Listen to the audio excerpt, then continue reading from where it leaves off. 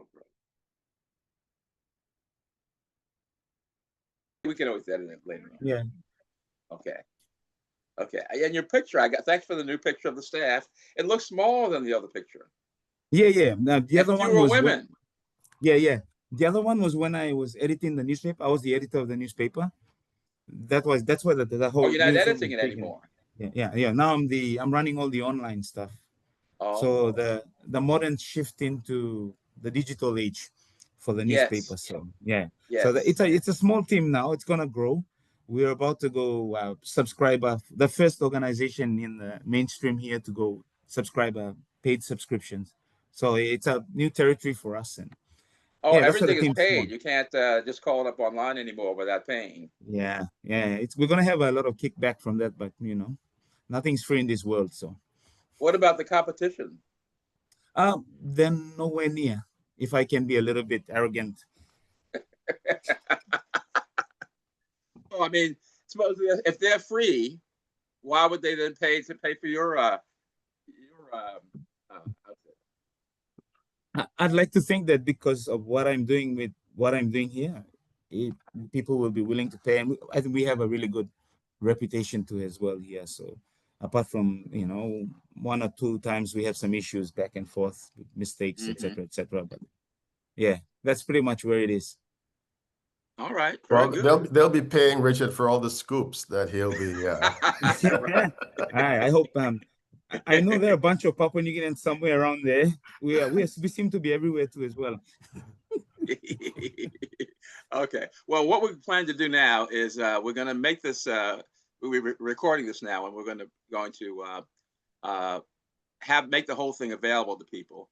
But for the roundtable itself, we'll run an excerpt of it because we won't have the time that we have now, since we have, I don't know if you've seen yet the lineup we have, but we have lots of folks from lots of places, and only a certain amount of time, and so we have to make every second count.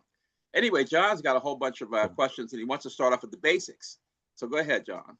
Yeah, no, Matthew, thanks again for taking the time, and just want to make sure that we can pack a lot into a short period of time. Wait a minute, we have to identify John too, don't we? Why? Say a little about yourself and why you're involved in this. Okay, who me, Richard? You, yes. Okay, good. Yeah, well, Matthew, I'm John Yearwood. I'm the editorial director for diversity and culture at Politico, and I've had pretty much a lifetime of writing about these sort of issues, not only in previous positions at Politico as our global news editor, but also at the Miami Herald, where I was world editor. And one of the things that I did in Miami was led a major project in which we looked at Afro descendants in the Americas. And even though we did that, I don't know, 9-10 years ago, we're still getting I'm still getting requests to talk about it, et cetera. So it was really a landmark series. And so that's about me. And also too, I just want, as I was telling Richard earlier, I was just in the Pacific a few months ago, so I wasn't too far from you. So it was really eye-opening. Okay. Awesome. Go ahead. Now your questions, I guess. Okay, Matthew, I wanted to get a start by having you briefly introduce yourself and tell us a little about your background, where you're from, your family roots, and how you identify culturally or ethnically. Yeah. Okay. Thanks, John. Yeah, my name is obviously Matthew Vari. I'm from Papua New Guinea. I've been in the mainstream industry in Papua New Guinea for around 13 years. In 2020, I was appointed the editor of the Post Courier, the youngest in the history of the paper. The paper Post Courier is the oldest masthead daily newspaper in the country, heading on 60 years now. So I was the youngest editor. After just 4 years with the organization, I was elevated from business editor to become the editor of the newspaper. I stayed in the position for 4 years, and I was shifted across to run the digital platforms because digital news age is the digital age has sort of been dropped on us here in Papua New Guinea within the last, to 50 years, and we are just now getting into that phase. And it's sort of like really taken over a lot of things here in this country, and the way news is disseminated. We have a lot of issues in terms of, you know, misinformation, disinformation. So this was our way of getting into the space. I'm from Papua New Guinea, which has over 800 languages, the largest in the whole world. Papua New Guinea, over 800 languages. That consists of 800 individual tribes. And writing for all these sort of tribes is a very complicated thing and a very complicated process. You have lots of ways where people can define something that's being written. They can interpret it in so many ways. So you have the cultural context, but you also have the religious context too as well, which Christianity is a really big thing here. But there are so many denominations in this country. So despite the fact that Christianity is the #1 religion, there's so many segmentation within the religion as well. I'm from the lower part of the country, which is called the Southern region.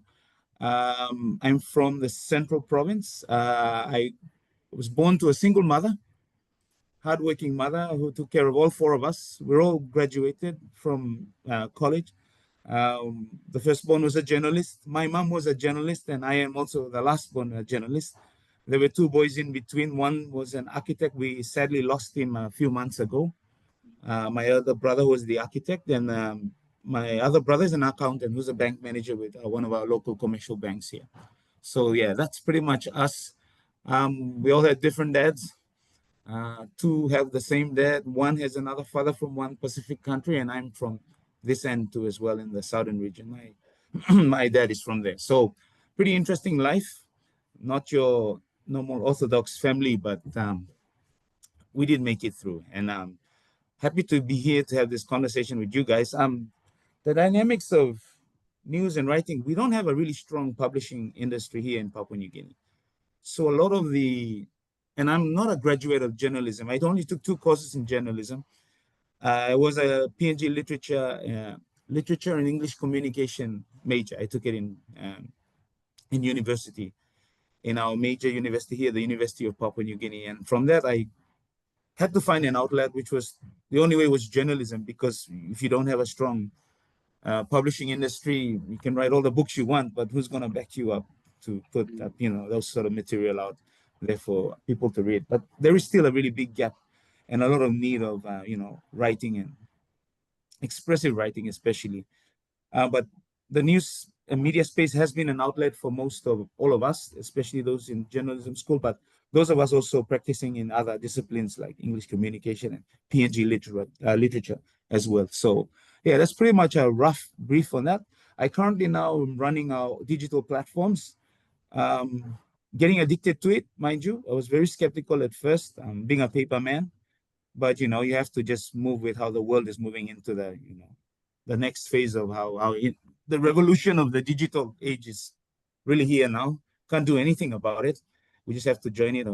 And we've been having a lot of struggles with trying to fight against social media. So the only way is if you can't beat them, you join them. So I've been charged with this big change now from the history of the company now heading into this space. And so far, so good. I don't sleep well at night because I have to check all my stats every night. That's how you exist. Your stats are what keeps you employed. So without the stats, you're nothing. So yeah, that's pretty much it. That's why sometimes I can catch Richard at odd times, his emails, and most of the time, sorry, apologies, Richard, I can't pick you up because we're just in 2 parts of the world connected by this link now. So awesome. I understand. Yes. Now, is English the official language? Oh yes, there are really good question. 3 official languages. There are 3 official ones. The first one's English, of course. It's the first official language. The second one is Tok Pidgin. So we share that Tok Pidgin also with African countries as well. It's a segment that particular dialect that comes down this way towards the Pacific. So we share Tok Pidgin with us and Solomon Islands as well, and Vanuatu as well in the Melanesian portion of the South Pacific. So we also share that. Fiji doesn't necessarily do what we do in terms of that shared lingual connection of Tok Pidgin. But we do share that sort of, there are other variations in Africa of Tok Pidgin. How do you spell that? That's the second. Yeah. Sorry? How do you spell it? Talk Pidgin.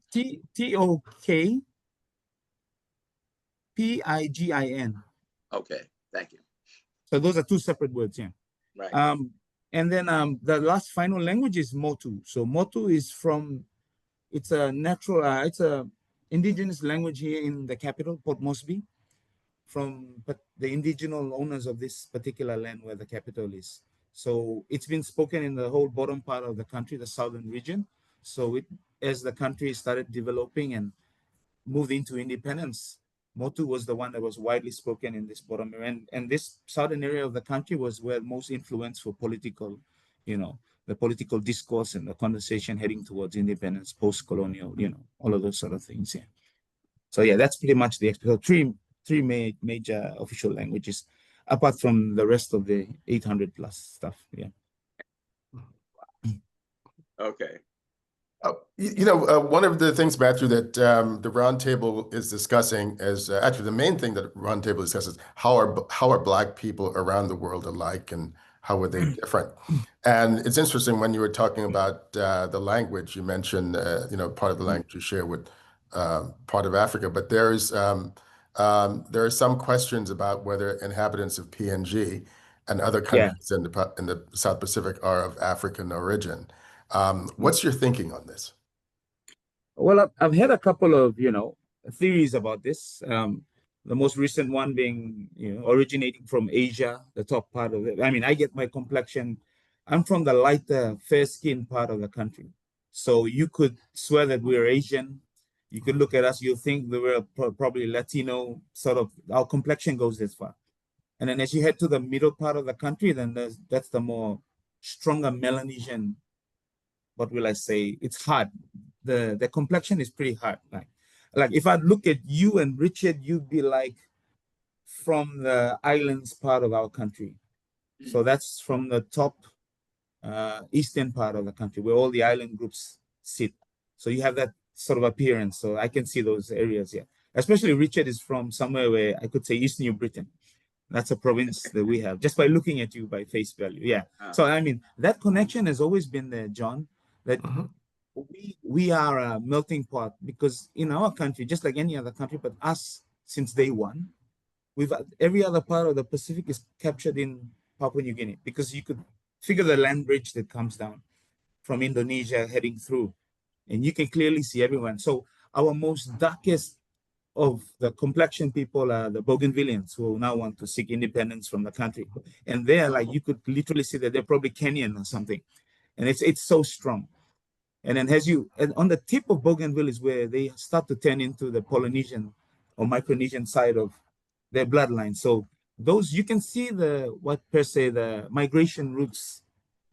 But it's sort of confusing too at certain points in time, because then you have theories that are coming that we're all Asian, but then as you go to Bougainville, they're as dark as possible. And then from our end up to the southern, we all look like we're partly Asian heading that way. So we are still trying to see who's telling the truth in this. And obviously we know that nothing is set in stone. All we know is that we're either African or we came from Asia. So then you have the Taiwanese up there saying that there's a particular area in their place where, Melanesians are. And the Filipinos too have a bunch of Melanesians. So yeah, it'll be something that even the internet or the AI can help us answer to as well. But is there a lot of discussions about this in the schools there, in terms of where folks the history of the people? The only conversation I can remember going through the formal education system, I went through the government system, was that we only had certain topics about geography and about science and about how all the continents were all connected. So that was as far as the conversation went. So we probably feel as close to the Aborigines than anyone else right now in terms of looking at them and how they look. The African conversation was always there. They'll talk about how they found this skull here and there, that old from that particular time. And you look at it, everyone, I think it's built in that those who are educated know that there's some form of connection going that way. But those who are not, they're more in tune because, over 80% of our population is rural. They're not in the cities or the towns. So their access to knowledge or to question things beyond their tribes or beyond their villages or districts or provinces is pretty minimal. As far as they can go, the majority of the entire population, they'll go as far as the national scope of politics and a conversation within that. The ones who are, what I say, semi-educated would know as far as Fiji, and there's Australia at the bottom and Indonesia on the side. And those who are well-educated, then they can pick up this sort of conversations. So we have a really growing middle class right now. It's growing as with development. It's growing, and it's getting more and more aware. And thanks to social media for all the good reasons, not the bad ones. Thanks to social media for giving a voice to everyone to now talk about a lot of things. So some of these things, John, are sipping through. I remember I mentioned the Taiwan thing and the other stuff. Like some of those stories also flowing through to the internet and social media. Social media is so strong here. No other form of internet media will do much for that. And Facebook is number one in this country. It's also number one for all the problems too, as well, in terms of information dissemination, disinformation, etc., etc. But people are now picking up the conversation. If there was more things that were being shared, and we also have some of our schools, like the University of Papua New Guinea, my alma mater, it has its own, what do you call it, archaeology studies. There's archaeology schools, and they're now getting on to social media. So in part of that conversation, they're also bringing up some of these things. And I've seen only one or two in the last five years or so in terms of speaking about our roots and where it comes from. But there hasn't been any properly defined, conversation. We all know that we have one of the oldest agriculture societies, like for 50,000 years. We already started agriculture up in the Western Highlands. They found that archaeologically, and yeah, that's pretty much that. So in terms of the schooling system, it's only been used as an introduction to the topic of migration and how the world was prior to where it shifted in terms of how it looks right now. But in terms of really talking about that, going that far, no, we don't really go that far in the conversation. But I think with more time and more conversation and more sharing on social media, with the more and more educated population, more and more people will, probably discuss that. But the I've been traits are reading. there. I've seen a lot of it already on social, including the whole Taiwanese bit, which is pretty interesting. I'm curious though, looking at African Americans, are there any historical connections between the people of Papua New Guinea, PNG, and African Americans? I'm smiling because everything we get in terms of the connections between us and African Americans is through the media and through movies, through everything.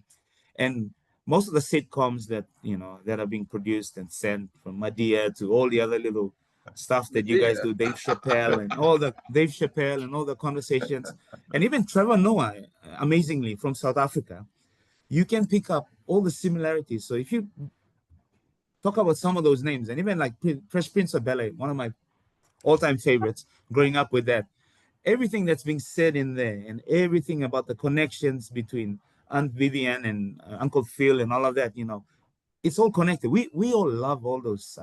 That's why they're very successful here. We see a lot of ourselves in there. All the ups and downs, the problems within, our part of the, complexion spectrum. We share a lot, to be honest. It's more on a social level that I see the connection, John. More on a social level, and it's really strong, to be honest, because we all know there's a really big disconnect, and all the comedians use that conversation, from Aries Spears to everyone. They use that connection about how white people do this, that, and how black people will do this. That's all. And we all share that. We look at it and we laugh our heads off. And I think the comedy of what we do is the big connection we learn about our, friends in, our African American friends across the other side of the big blue ocean. Yeah, that's pretty much where we see it's. It's interesting because you've been to the U.S. I know you've been here, at least once. I'm wondering whether or not these films that you watched and other things that you've read about African Americans how that informed your visit and also your connections and interactions with African Americans. Yeah, and thanks for asking that. That's a really good one because everywhere we go, even myself, I've experienced some issues in probably one or two in Australia, as I go back and forth to Australia often. At the end of this week, I'm going back. But every time I travel across there, and we're talking about, being Black people, right? Every time I travel across there, being educated, doing what I've been doing for a very long time now, I still always have this lingering thought at the back of my mind when I go past certain jurisdictions. Into Australia, you always are worried about certain things. Of course, you see how the Aborigines are treated over there. There are a lot of Pacific Islanders in Australia, obviously, but you still have a feeling that, there is something going on. And then heading over to the States, I'll be honest with you, I wasn't thinking more about all the experiences and you guys have experienced over the many decades and of what the issues are, the deeply ingrained issues in terms of how far you've come. I was more worried about your processes when I went through like customs and the police and everything. I was even worried about using money there, for goodness sake. That was my first trip.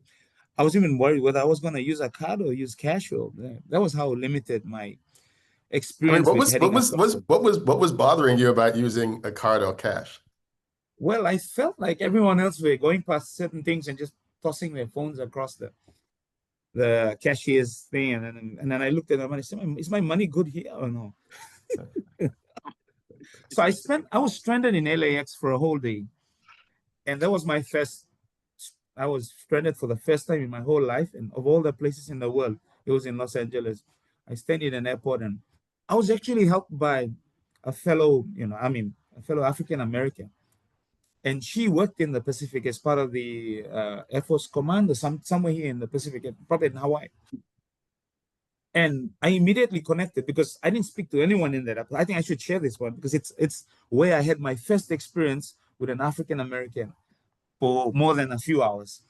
So we both were walking back and forth, and I think it was a school holiday, so all the airlines overbook all the flights. So as soon as I missed one flight, thinking that your airports were like here, just a few meters across back and forth, but your airports are freaking big. So that was my first big, and I thought I was a sportsman. I was long before, so I could walk between terminals. And then I went to a particular terminal, and they changed it all of a sudden, and it was like 5 football fields the other direction. By the time I arrived, it was all, the gate was closed, everything, and that was when my heart just sank. My heart sank, and I just looked at the plane moving away from the parking area, and then I just remember my bag's in that plane. So I was lost in that moment.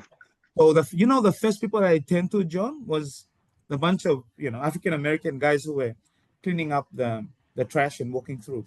That was my first go-to. I turned to them and I said, "Guys, I was lost, so I was almost having an anxiety attack too as well." I said, "Guys, can this door open?" And they said, "Sorry, mate, bro, we cannot. It's closed." And I just looked at them, and then there was this typical American white woman who walked over and, oh my God, the typical way that they say it. And then she walks back in, and I just looked around. I didn't know what to do. And then I often follow them to customer service, who will always tell you that everything is okay. But in actual fact, I was on standby for 6 other flights. And I met this young lady, African American, and she's also like probably in the same age group. She had kids. I had similar aged kids. I forgot her name. Goodness, I kept it in my phone somewhere. But she said she was from the Air Force, but her whole dressing was just your typically African American young woman who's a mom, but she looked very confident and she was there. But she looked like everything we see on TV with the cap like that and all that sort of thing. So I realized that we kept both being put off the flight every time. And then eventually I said, damn it, I should just talk to her because right now I'm alone here in a place where I do not have, and my American embassies, they're all sleeping right now while I'm here stuck in this foreign place. So I strike a conversation with her, and then we just instantly connected. So I think my moral of this story is that we started talking really well together, and we were both in the same problem, and we actually had to take a flight by 6 in the morning. We had to fly all the way to South Carolina, I think, just to get a connection on an American Eagle flight. And we came back up to Washington. And when I got into that flight and she didn't get on because we were both put on the waiting list, as I got in, I looked at, I was genuinely so worried that this sister that I just met now is not on a flight. Like, I was almost emotionally bothered about that. And lo and behold, she walked in and I ended up clapping in the freaking plane and brought attention to myself. I said, "Oh, you made it, finally." I think I swore too a little bit, but you know, that's fine. As long as I didn't say anything bad for an air marshal to hold me there. But yeah, so that was good. She walks in, we sat down, we arrived at Raleigh, Durham. Yeah, we arrived at the international airport. It was still closed. And we both sat on the floor, slept on the floor, waiting for the airline staff to come through. And yeah, I think that was amazing. So I left her at the airport at DC. Yeah, Washington, D.C. I left her at the airport, and then that was it. And then she put me on a cab and told the cab driver he goes to that particular area. And I got a card, but apparently the card doesn't work. So when probably it's a military one, so they probably saw that my email didn't look that good. So yeah, anyway, so she sent me away, and I've never forgotten her. The only problem is I've forgotten her name. That's the problem now. So It's in your yeah, phone. it's in your phone. somewhere. It's somewhere in my Yeah. phone. Yeah, Richard. I think I came across it one time. So yeah, John. The long story short, that was my first most close experience with African American Well, on a personal level. Richard, if we get the name, we can drop it in the chat. Maybe That's someone right. on the Zoom might be able to help. I will find it. find I will look in my phone. She may Richard's be very able to positive. join us I'll also. find it. Yeah. If we locate her. Yeah. No, which actually brings up an interesting point, because I was thinking about questions for you, and I'm wondering what are some of the parallels between the struggles faced by blacks in PNG and those of Black Americans. Maybe if you can probably think more globally. I love the story you just told, which was a similar struggle. But if you can think of something a bit broader. Yeah, but on a bigger on a more generalized sense, I mean, we all have issues with jobs, and there are issues with families, holding families together. Obviously, we are from a country where, if I could say, a country where polygamy is part of culture in terms of that, on that family unit level.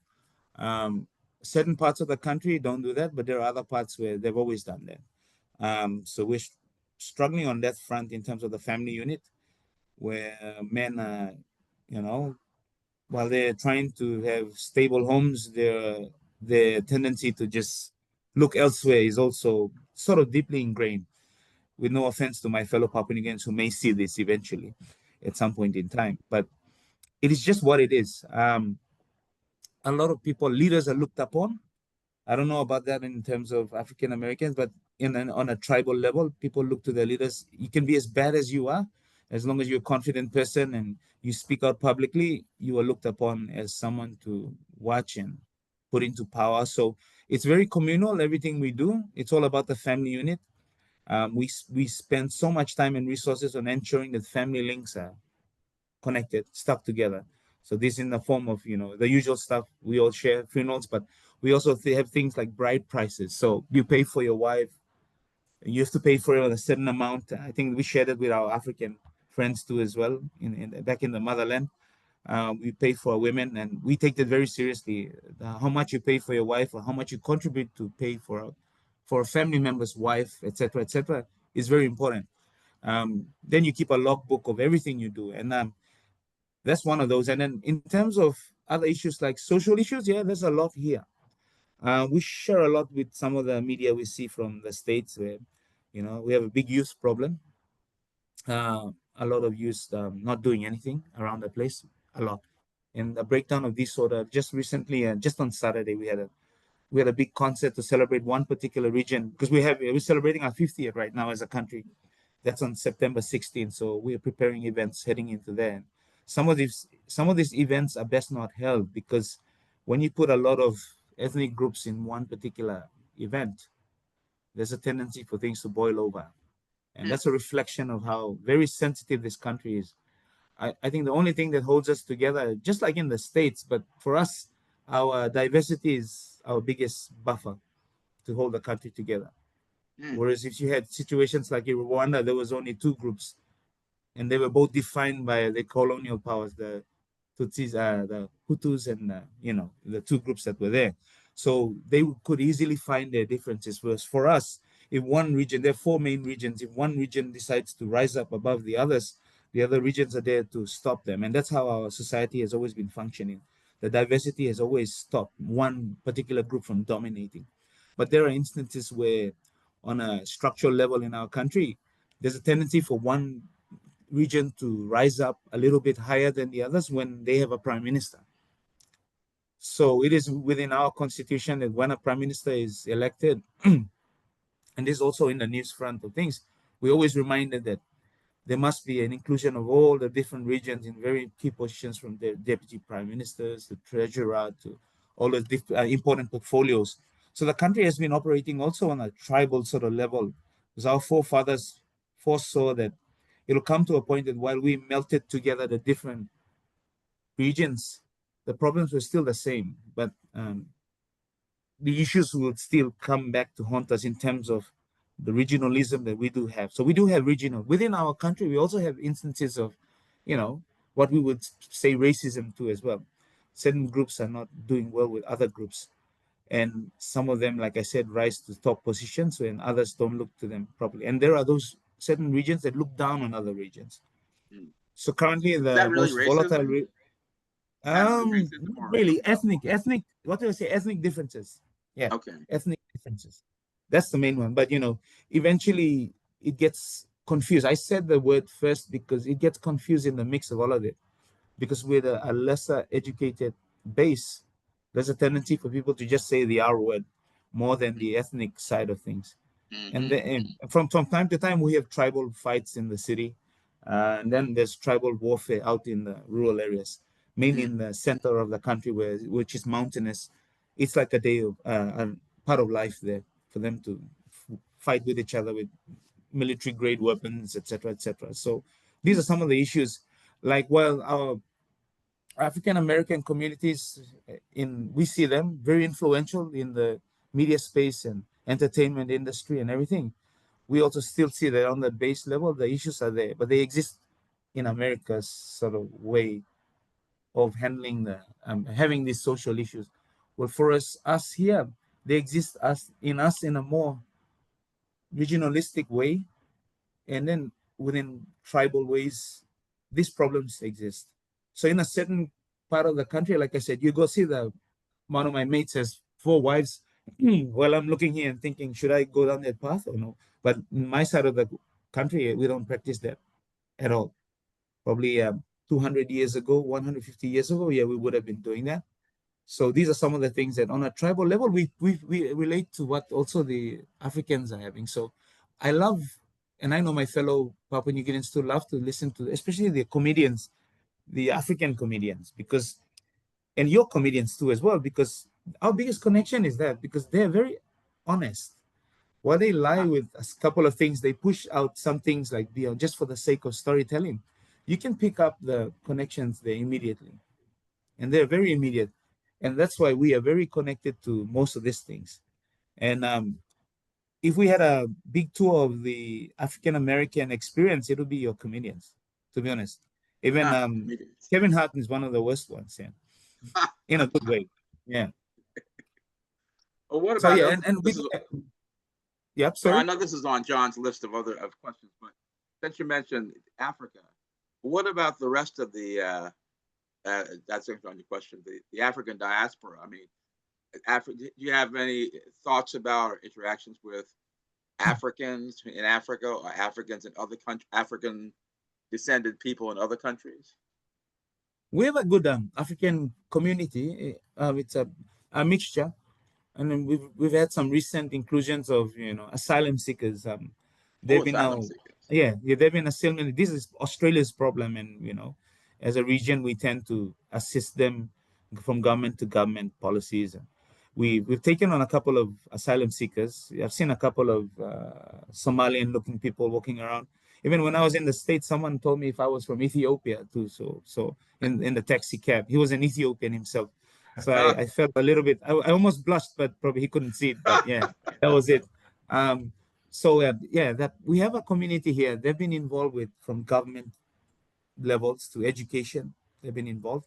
Um, a lot of them, they have their own like gatherings that they have. These are usually at the international schools that we have. So these are the higher level schools, more expensive, you know, choice of education for our citizens and also, of course, the expatriate community. But they do have regional days where all the Africans go and they do their dances from each of the other regions, dressed up in the very bright colored stuff. It's nice.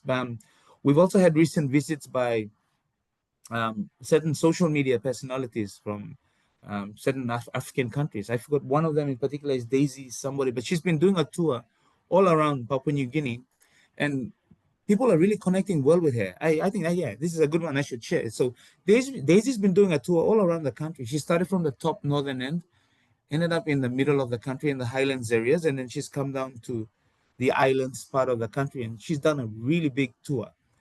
And she's been promoting the country, and it's been really well received by people within the country, more than if a white person came and did a tour here.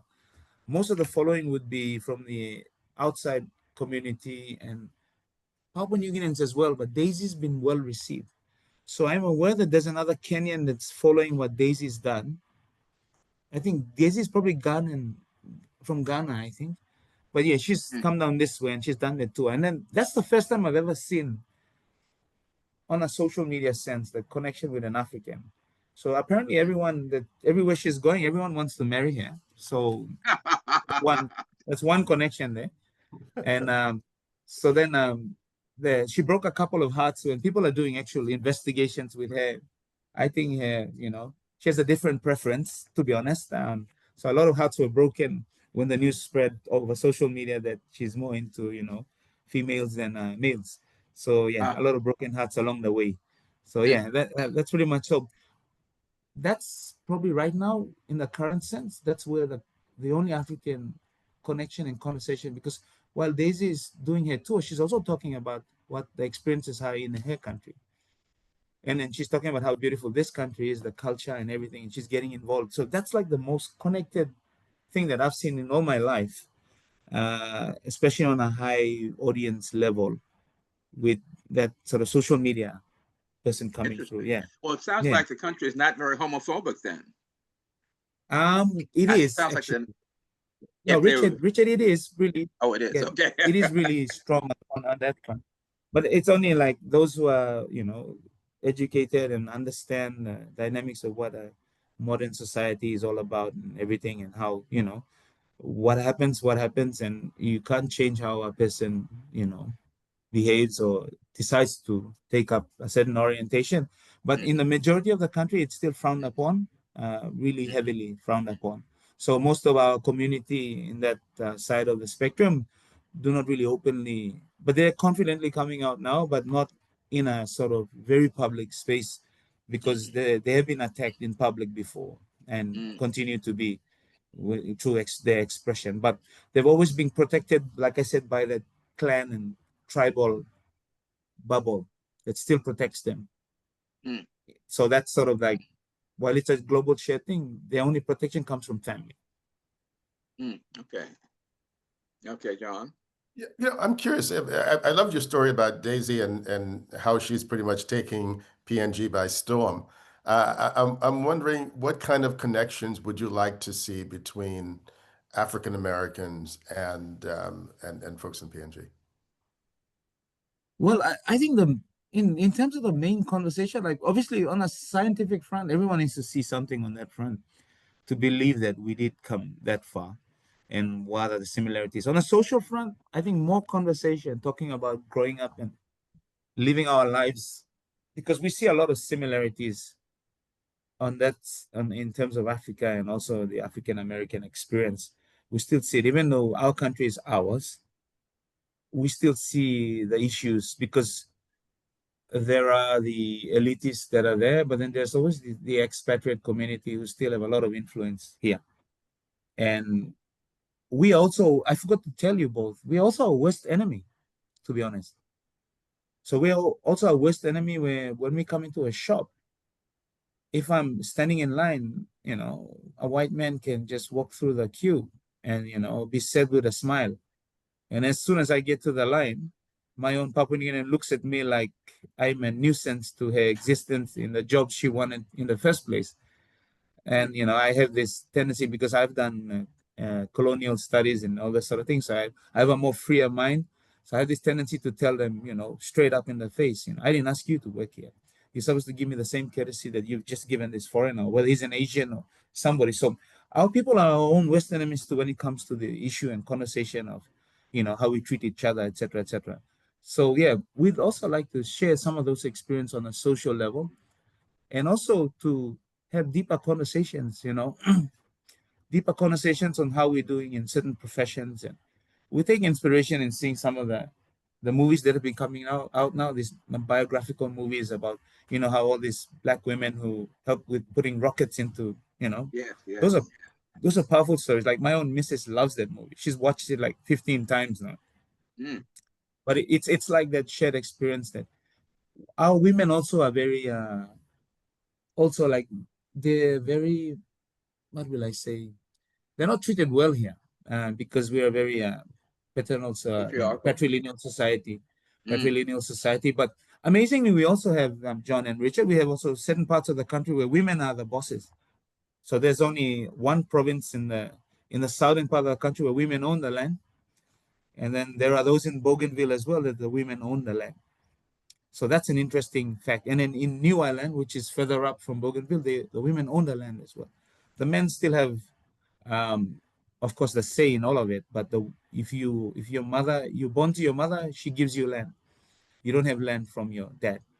So that's the Mm. other interesting part of that. So while we have been having a lot of issues with our women, where our men folk don't treat them very well, and there's a lot of problems that just like how we see in our communities in America and Africa as well, where that relationship is not a really good one. We also have some communities that have stuck to that tradition for a while, where the women are powerful. They speak when they need to speak, but in terms of when it comes to strength, obviously the men are the ones who dominate over that conversation. But culture is still very strong here. We're losing it every day, to be honest. We're probably almost down below 800 languages now. We're losing them too as well. So that's another thing that, in terms of Africa and African Americans in Papua New Guinea, there can be a lot of conversation on culture too as well.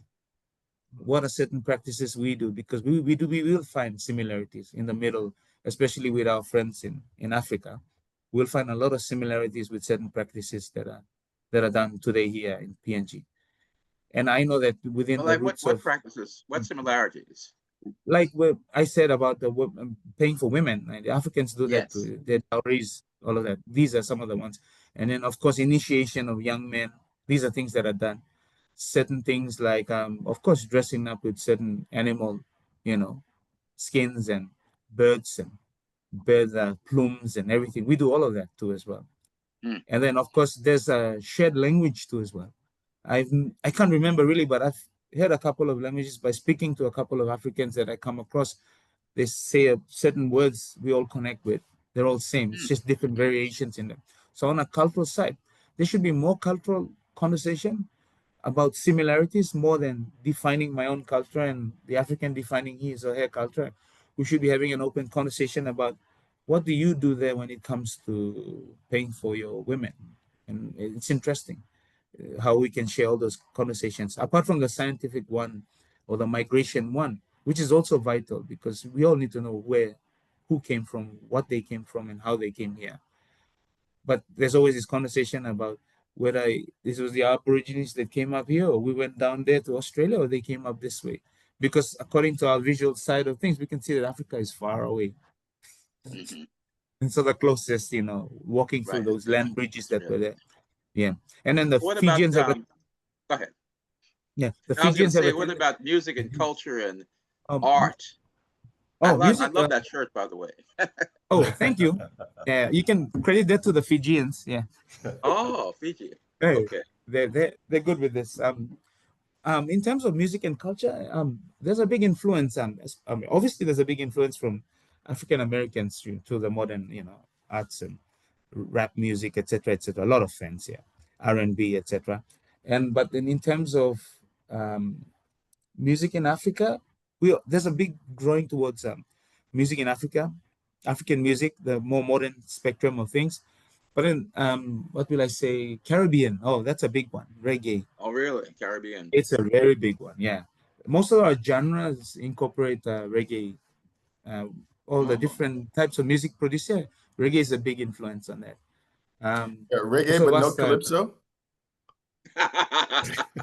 He's from Trinidad originally, you so see. yeah, of course, big influence. Everyone likes to sing, like everyone down that side of the continent are singing. So it's really big, the influence on that front. So if you hear a random album from this side of the country, you'll pick up the reggae tones and all of that. And it's a credit to the Caribbean and the kind of music that sort of flooded through to the US. And US has always been a amplifier, a platform for most of these influences to come out. And thanks to the internet, now the African side of things is coming up in a big way. People are liking the music. The very first band that came in and really took us by storm was a Christian band, but a more modern one. We were all confused. It was in the early 2000s thereabout. It's called Makoma. So Makoma is a Christian band, but they didn't look anything like a Christian band that we were used to in church. They came with the piercings and then the colored hair. They were singing in clubs, Hmm. so all the clubs were playing their music while everyone was getting drunk and all of that. So it was a very shift. Yeah, I was laughing to the whole time, Richard, and shocked too at the same time. But I love the music too growing up. It was Christian and it allowed you to express yourself in a more modern, hyped up club tone sort of way. And that was the first African band that came in and really took this country by storm in those early days. So they ended up doing a couple of albums in country too as well. And they toured a couple of times. And I forgot, they were from South Africa. I think they were from South Africa. Yeah. So Interesting. on the music front, that's that. On a traditional people to people front, we haven't had too much on that. It's only in those gatherings I mentioned in some of the schools, and then lately a lot of public events are not pretty good here in PNG because you have a lot of youths who end up going to these events and they try to either do petty crime or try to harass people, and there've been also issues of stabbings, etc., etc. So yeah, yeah, on Speaking here, of just pretty crime, much it. Yeah, oh, crying out. Yeah, that's the other thing we share. I think it's in our DNA somewhere. uh, well, I wanted to ask about the connection That's with a really big journalism. one. Whether the journalism in PNG is this similar to the Yeah. journalism in the U.S. and Europe and Africa, or Mhm. where do you place it in that spectrum there? Okay, for the journalism in PNG or in the Pacific. Okay, I'll start with the Pacific journalism. The Pacific journalism is a very reserved one. It's only a few individuals, like not meaning to beat my chest, but few individuals like myself and a couple of colleagues I know in the Pacific and also within country as well. There's only a few journalists. Like I'll give you a visual on that. So if you're in a press conference and there are 10 journals sitting there and the Prime Minister is talking, only one or two journals will be asking him questions. All eight are just copying everything that's being said. Hmm. So there are a couple of reasons to this. Number one is culture, the big man mentality. So if the leader is talking, everyone shuts up, Hmm. listens, and respects and everything. In our world of journalism, that's a no-no. You never do that. Right. But only a few of us get that. The rest of everyone does. So what we try to do is talk to the rest of journalists that every day in my conversations, you need to get out of your box. You need to get out of your culture and your mindset. And then also number two is colonialism.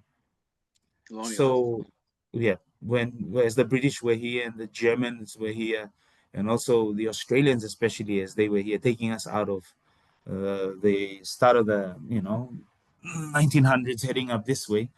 As they were taking us out, the structures were created, the master and the boy.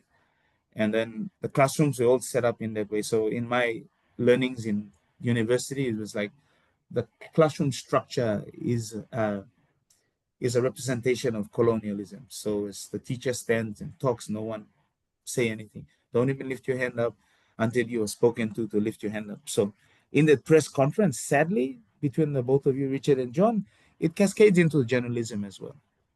So the only few journalists who are able to question the powers that be, when they question them, these are the journalists that rise up the ranks of organizations, news organizations. And the stronger they are in the early career, the faster they rise up. So I've only been in this industry for just 13 years, but I've managed to push up to the top of the news hierarchy of the oldest newspaper, which is more respected in the Pacific, the Post Courier. So I've only done that because of how I carry myself and my demeanor in everywhere I go. It's always about letting everyone know, whether you're a white man or an Asian or you're my prime minister. You need to know that I'm Matthew Vari and I'm here in the room and this is my question. If you don't like it, then it's just that's your comment if you don't like it. So Right. yeah. So that these are some of the challenges also as journalists here in the Pacific is our culture structures are very strong still. I remember, I'll give you an example. I think this will be of interest to you guys. I started a little product when I became the editor, and it was about doing a simple thing. Our parliament, whenever they start a session, no one's in parliament for 1 to 2 hours. Even though the time is 10 a.m., they'll come in at 11 or 12 o'clock to sit down in that most important body to speak for the people. So what I did was, it was been happening for years. I covered politics for 4 years, 5 years thereabouts, and I realized that this was not on. And I made a promise in my mind that when I became editor, sorry, I had those plans too in my mind too as well. But when I became the editor, I would do something about it. So when I became the editor, I created a product which was one of the most simple products. This goes back to elementary school. So I created a roll call for Parliament. This was not sanctioned by Parliament or anyone, and I'm running it on the online platform too as well. Later, I'll send a copy to you, Richard. It shook the very foundations of the House. A simple thing. It wasn't a corruption story. It wasn't a story about someone who did something really bad. It was just a roll call. How I strategized that roll call was, I said I will put the names of those absent, not those present, because we have 118 members. So only the guys who were absent were listed on that roll call. We had so many respondents. It was mentioned in Parliament. They even created standing orders to now tell us where every MP is, why they're not in Parliament, etc., etc. Wow. So when I was moved out of the editor's position, my predecessor came back to take the role, and he took it off the newspaper. Oh. So I decided because my biggest enemy, Richard and John, you guess who was my biggest enemy when I created this? Who was my biggest enemy when I created this roll call? Give me a Not guess. your fellow journalists, I hope. Yeah, they were Oh, really? my newsroom was my biggest enemy. Yeah. Because they were used to respecting these people. Wow. When they go, they give them the mentality and everything. So my biggest resistance was from within. And then the next Wow. ones were obviously the politicians. So I got a young general who was just 19 years old. He came and joined us for work practice. And I told him, put him in charge, because I didn't want to give any of the older generals, knowing very well that they wouldn't do it because they were not comfortable doing it. So these are some of the things that, in terms of journalism in the country, we need to really get out. So that roll call went as far as respondents, as far as the deputy prime minister, who was so worried about him being put on the roll call that he had to call up one of our senior generals and told her that, please don't put me on your roll call. I'm going to Switzerland to represent the prime minister, and don't put me on your roll call. So we even had one of our founding fathers who told the same senior general we had. He was in the parliament chambers and he put his hand up while he was in the chamber and said, my daughter, just letting you know I'm here. Don't put me on your roll call. So he was waving on the phone. They got the message, didn't they? They got the message. They got the message. So I've managed to keep this roll call up. And the moral of the story is that, yes, we'll write about all the big, we have a lot of corruption here. Obviously, we're right down on the corruption perception index. And we have a lot of corruption here. But I think corruption starts from the smallest things. And, as journalists, I'm looking for ways to start at the most simplest, mundane things. And then now using this most powerful thing, which is online, where the audience is told immediately. It's not a control thing. You're not limited by circulation. You're not limited by any other. You're just limited by the network. And the country is now pretty much covered, despite the really rough geographical nature of our nation. We are covered pretty well in terms of internet.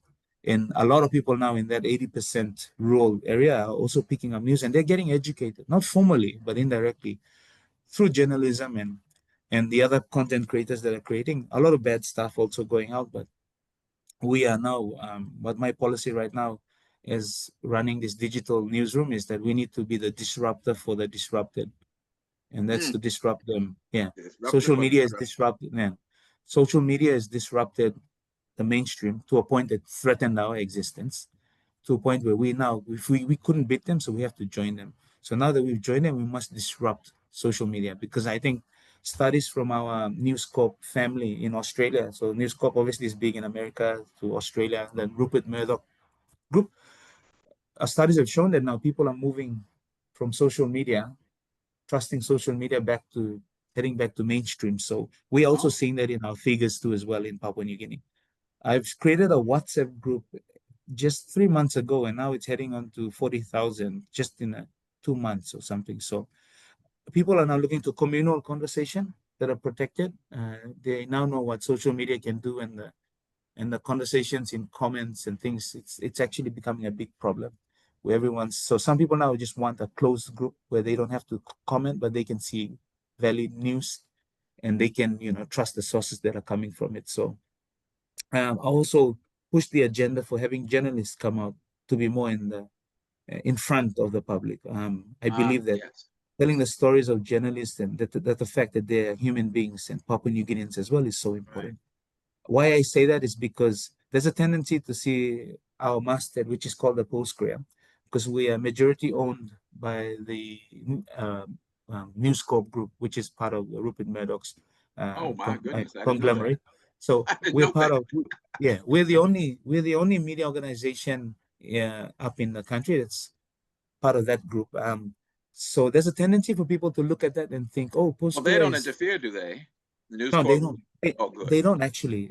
The assumption is they do, but I've never received a call once from, Rupert telling me that, oh, I don't like that front page, you should remove it. No, never.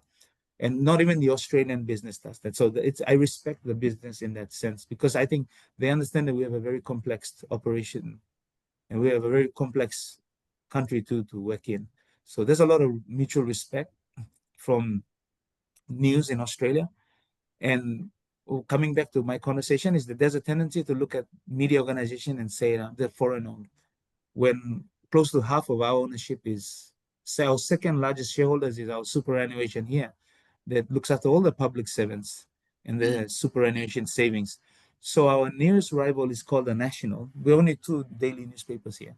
And then The National is owned by a Malaysian logging conglomerate called Rimbunan Hijau. So The National, I would say, brilliantly named itself The National, because then there's a tendency for people to assume that it's a national paper, but not a single toya stays here, which is our currency. Not a single kina or toya stays here in this country. So, pun on words, they were very good on that national. So people always have this argument that, but they're the national, and you're Post Courier, you are owned by white people. So we also have that on our side. So what I've been doing as a journalist in charge of other younger journalists was to say that let's put these journalists out. They're so used to writing behind newspaper bylines. Now in the digital age, they must be in front of the camera. They must do piece to cams, live stream crossovers, etc., etc. And that's been happening, and we've been getting a lot of good traction on that. And the younger journalists are now learning that they need to understand that they need to be in front. People need to know that your own people are writing these stories. These are your people who have clans, they have tribes as well as you, and they are not working for a bigger power. They're just working for you. We are working for the country that we all live in. At the end of the day, it's the country we will all be left with when everyone goes. So yeah, it's about that education too as well, Richard and John. Journalists are fully understood in the country. We are respected to a certain degree, but we're also a very small fraternity. If I had to just say it without any formal or confirmed numbers, I could say in terms of practicing journals, we could be around the mark of practicing, and then those coming through college altogether, we could be less than 500 in a country Really? that's 11 million strong, Mm. in a country that's over 11 million. So that's a very small community. And when we lose a couple of journals, whether it be death or whether it be them moving out of the industry, it's a very big loss. In the country, just having 2 years is actually 3 years is actually your senior journal. Mm. That's how much the industry has suffered because Mm. of the. Also, the other issue is, of course, wages and salaries. We all know that story. It's Yes. been put around the whole world, and then the high turnover of journals, because every journal wants to come in, do a few months in the mainstream, and put it on their resume, and then take off to the public relations space, which pays a lot better for a lot less work. Uh, But especially, but then when you have the journals and the journals who inspire other journals, that this is a job of passion. I have my role in the office now that I'm doing revenue as well too, because for doing in my current role, I'm doing revenue as well for the online platform. So my role, my what will I say, motto is the 2 R's: reputation before revenue. So even in a general sense, both on a commercial level for making money for the business that feeds you, but also on a professional sense, individually as a journalist, you need to build your reputation before your revenue flows through. And your revenue will flow through all sorts of ways in the journalism space, from training to trips abroad. And then eventually, when you do make that choice to leave and go for that greener pasture, hopefully they pay a lot better for you because your byline was always around. It spoke about the stories that needed to be told, and it made change without getting the credit that it should have right, gotten. right. So yeah, that's the Papua New Guinean journalists right now. So we are now struggling with the transition into the digital age, especially from our very experienced journals. Because I know in Australia, when I went into the newsroom in Sydney, I saw a lot of desks were empty. And when I asked them, where are all your sub editors? Where are all your graphic artists? And they turn to me and they say, they've all been let go. Now we're hubbing. So they're hubbing to certain areas in Australia, and just one journal takes care of everything. He lays out the story and the whole Mm. thing. Mm. Yes, so in PNG now, that's the reality that I bring back from visiting these places and also having conversations with you guys. It's vital that also we continue conversations about how our journals are doing there in America, and especially our African American journals. Who are the top ones there, John? If we had some of those conversations, who are the top journals in Africa?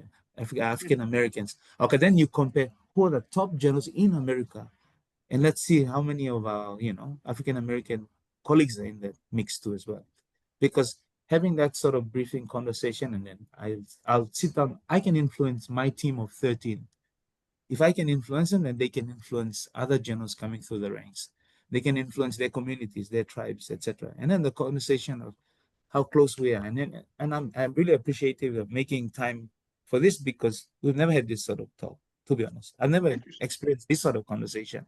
This is the first with the both of you. So thanks, Very Richard, good. Well, thank you very for much. your for your persistence in my constant missing out on your emails. And Well, you're good. You're really good. we're going to post it so that all those who haven't heard it, well, now can just call it up. But to close up, I do want to Richard, if I can, yeah, just before you close up, yeah. just to pick up on what Matthew was saying about the top journalists, I think Matthew needs to come to a NABJ convention. That's right. It's in a couple of weeks. Since Yes, you come to the U.S., you might as well come to. That's right, and it's the 50th anniversary, just like your 50th that's right. anniversary of Just your like your country. Mm, They're having awesome. it in Cleveland. Cleveland, Ohio, in August 6th, I believe. Awesome. Oh, when are you guys doing that? August, I think it's It's August 4th or 6th to the 10th Mm. in Yeah, Cleveland. Yeah, maybe it's very short notice, but maybe next year we can probably have next a year. Yeah. longer conversation about Because how I'll be maybe we I'll be can in Australia by then, so yeah, exactly. Ah, How we can introduce you to the NABJ folks, including the NABJ Global Affairs Task Force and others, yes, so that you can be and the digital people as well, since that's your yeah, exactly to be awesome. a big part of yeah. to be a Yeah. part of So the mega so conference. fingers crossed. Fingers crossed. There's a tour, American US tour, because I'm part of the part of the Greater News Corp thing. We're doing a digital news academy for 9 months sort of program thingy. So as part of Oh, that, there's an opportunity to travel to the States in November. So I'm just okay. putting my application. So I would still like do a call with you guys if I do pop up there, but That's good. That's good. just to talk about what I've seen. Now is the Yes, on the news front. that would So be when I great. did That would be the great. Mhm. And when I did the trip NABJ to Yearwood, yeah. is celebrating its 50th anniversary all year. And another marker would be December the 12th, which is the actual date it was founded. December 12th of 2005 will be its 50th anniversary. But anyway, to wrap this up, I want to just I'd like to ask you to summarize what your thoughts are now about the main topic, which is what do people of African descent have in common, and what do they differ? Where are the differences from your point of view and from everything you've just Okay, told yeah. us?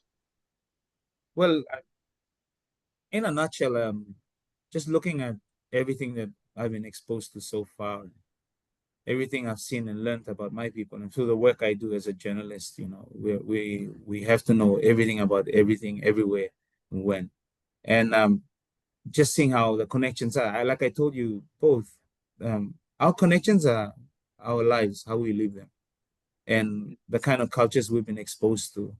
And like I said, while it sounds so simple and probably funny to some, but our comedians on both sides of both worlds are the Right. main ones who tell us that, the quirks we have are the things that really connect us, to be honest.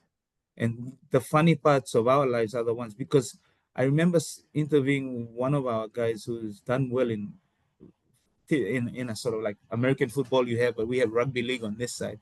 And he grew up in a village, and I asked him, what's one word that defines your life? And he was stuck. He couldn't even answer. So he told me, one word for me, you probably ask my wife, but she'll disagree with me, but my one word is hunger. He said, Hunger. yeah, my connection is hunger. And, it's hunger not from the actual fact that you're hungry growing up without food, to the fact that you are hungry to try and prove yourself. You're hungry to try and beat the system. And you're hungry trying to achieve the best in life for your kids. And I think as Black people across in the Pacific to the motherland, Africa to the United States, I think we all share those same traits that we're just trying to be the best we can wherever we can. For those of us who are trying our best to do it. And I think the other thing we share all as people, Black people living across the world, is there are a big bunch of us who have also given up hope too as well. That they're just trying to pass through life and its existence. So I think the onus on anyone that's watching is we all need to lift our people up together. And that starts by educating the brother next to you or the sister next to you. And you educate them in what you can do, and how you can do it better. Because I think a more learned Black person is one better person to teach his son, his daughter, his tribe, his village. Because we're having those issues here where we're trying to build up a country and build up with so many Black people with so many differing views. And it's our challenge as we reach 50 years now in this nation called Papua New Guinea, that we're now questioning whether we should be together or we should be breaking apart. Because one part of our nation is already trying to break apart. So, John, the challenge is still there for us. And all the same challenges are there shared. And I feel what is happening in our Black American family and the African family. We're just doing it tough. And for those of us who are doing it well, we have sometimes we have the tendency not to try and help everyone around us because we're so caught up with trying to keep what we've achieved. And it doesn't work that way, to be honest. So in our own way, we influence whoever we can. And I think that's important from Very me. good. Thank you. Thank you. Mhm. Is the country a good place for us to visit? It is. As long as you know someone like me, you're fine. And then you come and you come and meet other journals, and the journal community is so welcoming, and because we're that small, everyone would want to talk to you and have a All right. conversation with you. Yes. I'm also on the media council, so if you do come along, we can pull everyone together and we have that conversation through all the entire Excellent. industry level. Yeah. So that's Excellent. pretty much. Excellent. Excellent. Kind Well, of wish listen. I wish we had this conversation 5, 6 months ago. Actually, about 5 months ago. A few months ago, I was not too far away. I was in Fiji. I would have at least come on over to PNG Oh, awesome. for a couple of days. Did you find Yeah. any shirts like that? You probably saw some familiar looking people, so I did. you're fine. Yeah. Right. And some familiar. Yeah, absolutely. Yeah. All right. And, Well, anyway, it's great connection. thank you so much, Matthew. I really appreciate that you're doing this. Yeah. And of course, So pleasure talking to you guys, and thank you so much. And I'm really interested to know what your group is all about now, having this conversation. Oh, Because good. I thought it was, Richard, I thought it was a spam email, just letting you know. I thought it was something from some Nigerian trying to, you know. Oh, tell me really? something. You thought it was Nigerian? Yeah. You said And then- earlier that Nigerians are everywhere. Here we are. And I ended up Googling you, and then that's you know, thanks to Oh, Google. you found me on Google. Oh, Yeah, good, good, good, yeah. good. So you're legit, mate. You're legit. He's legit. Thank you. Well, there's a whole, I'll have to send you a link to all the roundtables we have had, the subjects, and then we have the videos, and we have a write-up of each one. And then, of course, my column, which is about diversity issues in the news business in the U.S., but also abroad, wherever, because, of course, press freedom is a universal issue. And we need to know about that, especially as it relates to Black-run countries, which we did last year, and other countries of color. So I'll be glad to pass those along to you. And I can't wait to share our conversation now with the rest of the group next on the 27th. So eventually, I might ask you to start writing something for my neck of the woods. So. Oh, really? Okay. Yeah. Well, I'll be glad to take good. a look and see if there's anything I can contribute. That's good. Awesome. That's good. All right. Thank you. Thank you all. John, Thank you so much. Pleasure, John.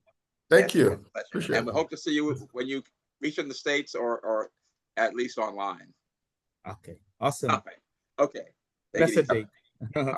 Thanks, guys. Appreciate it. Have a good evening. Thank you. All right.